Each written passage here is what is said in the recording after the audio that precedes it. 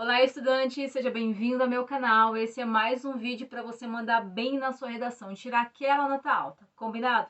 E se você está procurando aí que esse embasamento seja voltado para minoria social, ou educação, ou sustentabilidade, parece impossível que um repertório só, um embasamento se encaixe nesses três tópicos. Então, fica na aula que eu te garanto que você vai aprender.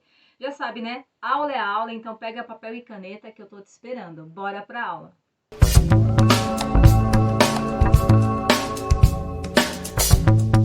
Hoje o tema da nossa aula vai ser esse carinha aí, ó.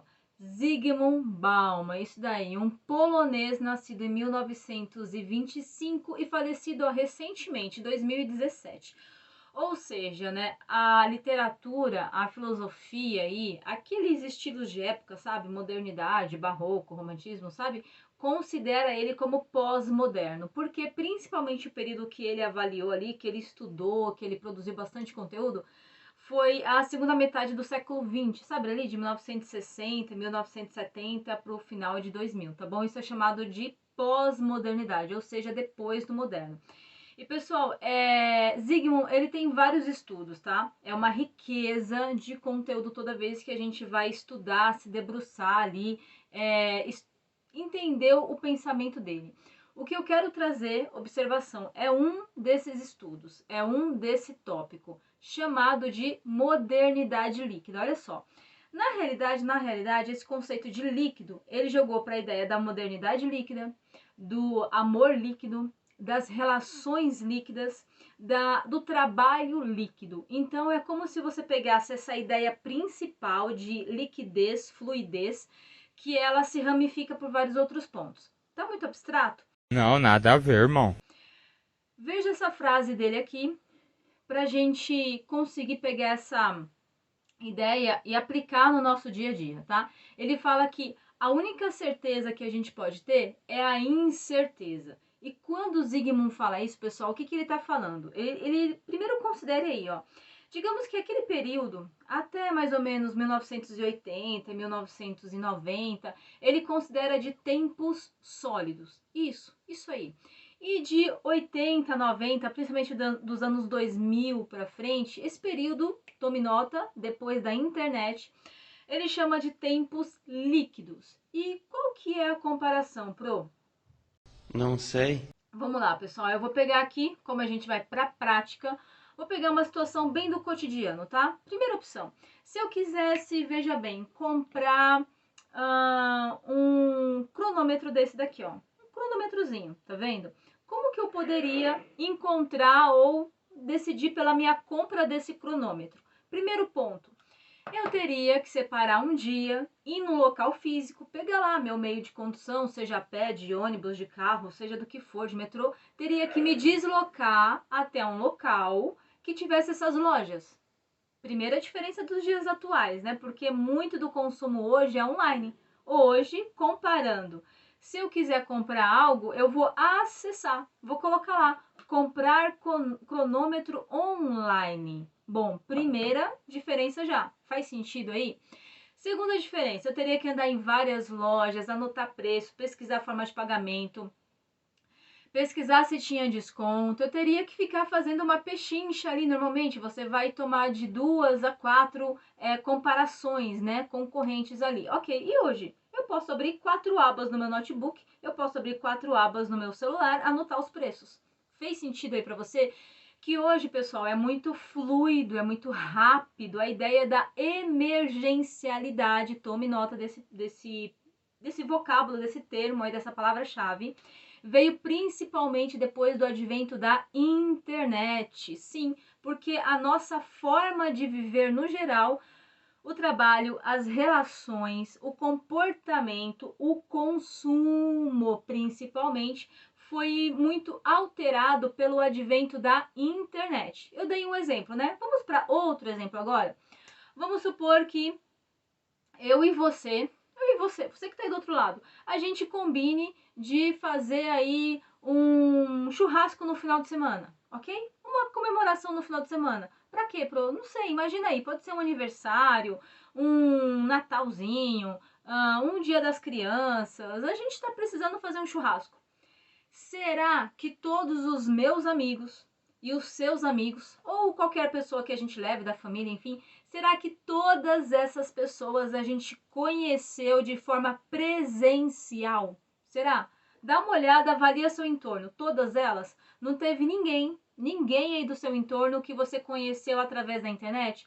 Seja, sei lá, você conheceu o Carlos, que ele trabalha na mesma plataforma que você, e daí você conheceu ele através dessa plataforma. Seja que você trabalha na sede 1 e o Carlos trabalha na sede 2 e você conheceu ele através dos e-mails, através do telefone, através do contato da tecnologia e só depois de anos que vocês viraram aí amigos, enfim, mais próximos. Que lindo! Então perceba só, as nossas relações, elas foram alteradas por causa do advento da internet. Hoje, o nosso meio de relacionamento social nem sempre ele é físico, nem sempre ele é tete a tete.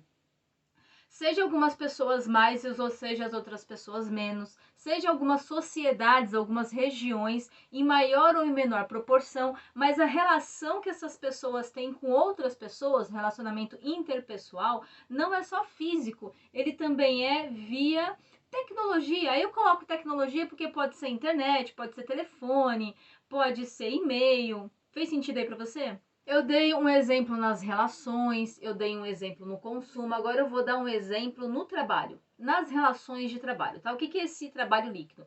Pessoal, principalmente ali depois de 1980, começam a haver prestações de serviços que elas não têm contrato. Por exemplo, aqui, ó, a questão da diarista. Sim, antigamente, ser a diarista não era trabalhar por dia, eu ia ser uma empregada doméstica que ia trabalhar por mês. Eu teria que ter ali minha carteira de trabalho assinada, tinha que ter um contrato, um documento. Faz sentido para você? Hoje não, essa questão da diarista, eu trabalho por dia, tá? Não tem contrato nenhum, não. É só um acordo de boca aqui. Eu vou trabalhar um dia para você. Se de repente eu encontrar alguém que pague mais, eu vou trabalhar para aquela pessoa e tá tudo bem também. Ou se você não quiser mais meu serviço, tá tudo bem também. Não há aqui pagar porque teve quebra de contrato, alguém paga uma indenização para outra, não há nada disso, não há uma obrigatoriedade. Se eu não quiser ir trabalhar, tá tudo bem também.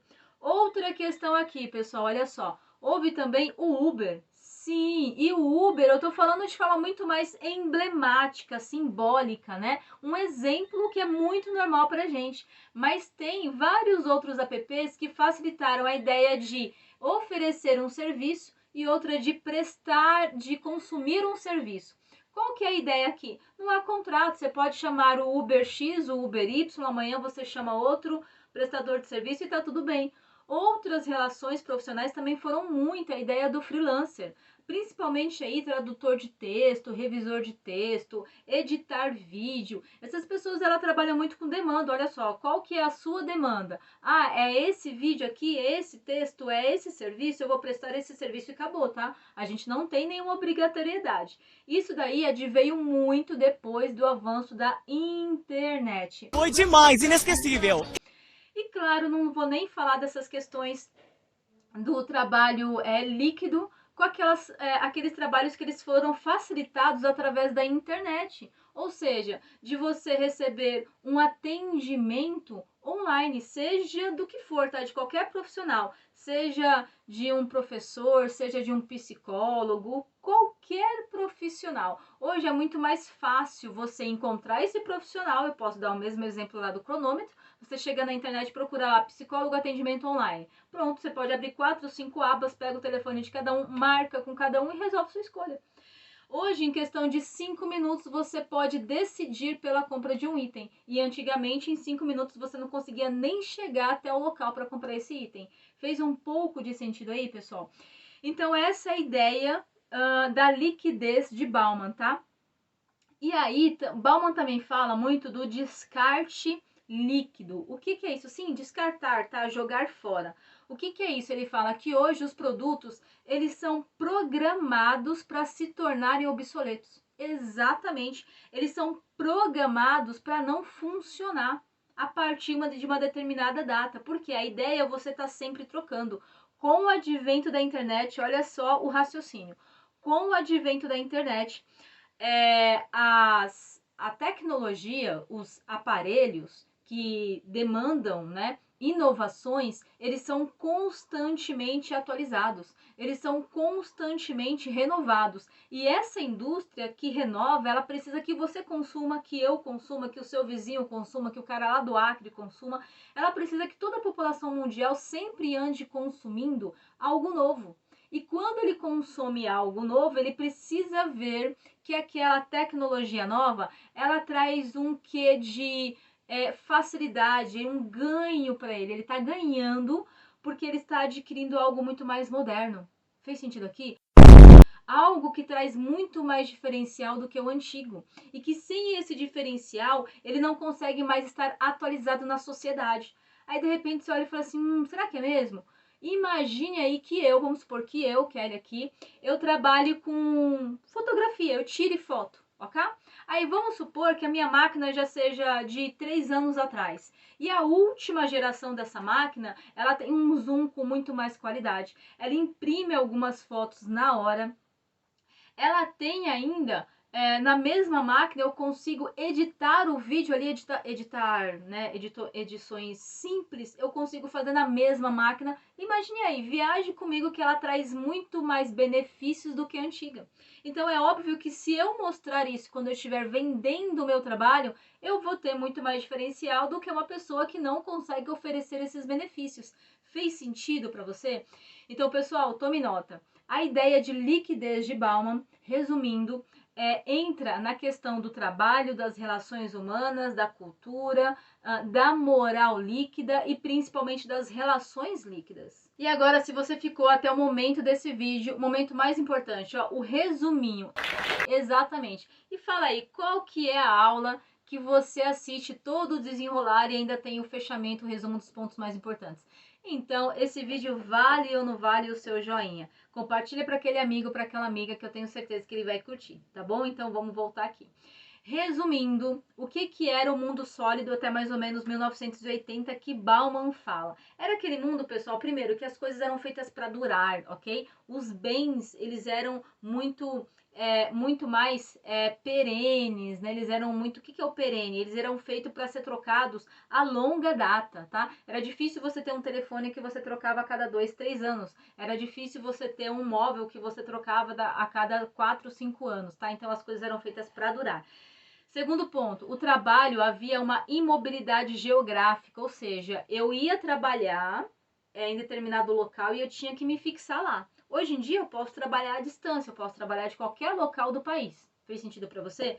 Então havia uma imobilidade geográfica e do trabalho, tá? Quando ele fala do trabalho também é a questão de que essas pessoas dificilmente elas ficavam pouco tempo numa empresa. Elas entravam numa empresa, ali numa instituição, e ficavam 5 anos, 10 anos, se aposentavam lá, e não havia uma troca muito fácil, assim, de uma empresa pela outra, tá? Então, havia também uma imobilidade do trabalho. Terceira questão aqui, as instituições eram mais sólidas. Dificilmente você ouvia falar que uma empresa grande fechou, que uma empresa grande faliu. As instituições elas eram mais consistentes, ok? Outra questão aqui, o consumo era para sobreviver. Não havia essa ideia de que eu vou... preciso de uma roupa melhor, preciso de uma roupa mais bonita, porque as roupas que eu tenho, elas já não estão mais na moda, elas já não são mais da paleta, da costura, do corte, do modelo atual. Não havia necessariamente isso. Eu estou dando ideia só da questão do vestuário, da roupa, mas isso entra para qualquer outra questão de consumo, tá? Então, o consumo era para sobrevivência, não digamos para necessidade do ego, tá? Agora vamos para o mundo líquido, pós 1980 principalmente. Já começamos aqui, ó, os bens. Há um estudo principalmente que fala da obsolescência programada. Não pode me dar uma pista? O que é a obsolescência? É quando as coisas não têm mais utilidade. E essa ideia das coisas chegar no momento que não tinha mais utilidade era programado. Hoje é programado para as indústrias. As indústrias precisam que nós consumamos novos produtos sempre, porque senão imagine, pessoal, eles vão produzir um notebook novo, um celular, uma máquina como essa que eu estou usando para gravar aqui nova, eles vão produzir algo novo e as pessoas não vão consumir. Por quê? O antigo ainda funciona e funciona muito bem. Então, o que eles precisam? Que esses novos produtos, eles sejam programados para chegar num período e não funciona mais, porque daí eu e você, o nosso vizinho, todo mundo consome e compra o mais novo. Faz sentido? Agora existe também uma mobilidade geográfica. O que é isso, né? Eu consigo trabalhar de qualquer local, eu não preciso estar numa região fixa para conseguir trabalhar. Faz sentido aí para você? Hoje, pessoal, há também a ideia do consumir, para a ideia do consumir por consumir. Qual que é a ideia? Eu consumo basicamente para angariar ali, para obedecer um desejo, e não porque digamos, há uma necessidade de consumo, há uma necessidade de sobrevivência. Eu consumo para consumir, para, digamos, abastecer um ego, para alimentar um ego, seja o meu ou seja aquele da sociedade, que é o, digamos, eu compro algo que eu nunca vou usar, vou fazer uma dívida que eu nunca vou pagar para me satisfazer, para usar algo que eu nunca vou me satisfazer, é sempre para o outro. Que coisa absurda. Veja se fez sentido para você. E só para finalizar, quando a gente fala de sustentabilidade, você trabalha a questão do descarte, ok? Da obsolescência programada, do descarte mal direcionado, ok? Quando a gente fala de minoria social, você trabalha muito a questão de manada, de comportamento de massa, de que eu compro, eu me comporto, eu consumo apenas para estar inserido num grupo, apenas para atender a um desejo, a um ego, e não porque isso faz parte da minha identidade, ok?